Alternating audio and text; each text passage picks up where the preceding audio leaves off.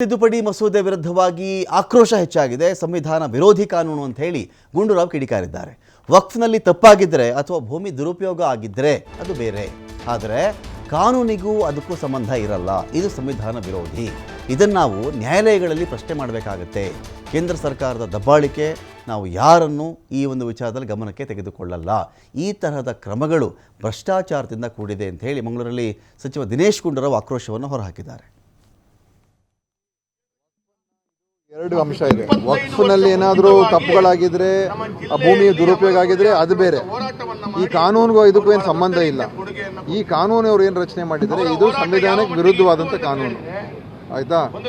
ಅದರಿಂದ ಇದನ್ನ ಖಂಡಿತವಾಗಿಯೂ ನ್ಯಾಯಾಲಯಗಳಲ್ಲಿ ಇದನ್ನ ನಾವು ಪ್ರಶ್ನೆ ಮಾಡಬೇಕಾಗ್ತದೆ. ಇವತ್ತು ಕೇಂದ್ರ ಸರ್ಕಾರ ದಬ್ಬಾಳಿಕೆ ಮಾಡ್ತಾ ಇದೆ. ನಾವು ಯಾರನ್ನೂ ಗಮನಕ್ಕೆ ತಗೊಳ್ಳೋದಿಲ್ಲ. ಇಂಥ ಸೂಕ್ಷ್ಮ ವಿಚಾರ ಬಂದಾಗ ಅದನ್ನ ಇನ್ನೂ ಸಂಯಮೆಯಿಂದ ಅವರು ರಚನೆ ಮಾಡಬೇಕಾಗಿತ್ತು, ಅವ್ರು ಕೆಲಸ ಮಾಡಬೇಕಾಗಿತ್ತು. ಆದರೆ ಅದನ್ನ ಬಿಟ್ಟು ಅವರು ಒಂದು ರೀತಿ ದ್ವೇಷ ಸಾಧಿಸ್ತಕ್ಕಂಥದ್ದನ್ನ ಮತ್ತು ರಾಜ್ಯದ ಒಂದು ಹಕ್ಕನ್ನು ಕೂಡ ಕಿತ್ಕೊಳ್ತಾ ಇದ್ದಾರೆ. ರಾಜ್ಯದ ಹಕ್ಕೇನಿದೆ, ರಾಜ್ಯದ ಭೂಮಿ ಮೇಲೆ ರಾಜ್ಯಕ್ಕೆ ಹಕ್ಕಿದೆ ಹೊರತು ಕೇಂದ್ರಕ್ಕೆ ಹಕ್ಕಿಲ್ಲ, ಆಯ್ತಾ?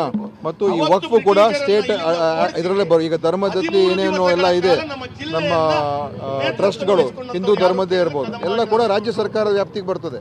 ಕೇಂದ್ರ ಸರ್ಕಾರ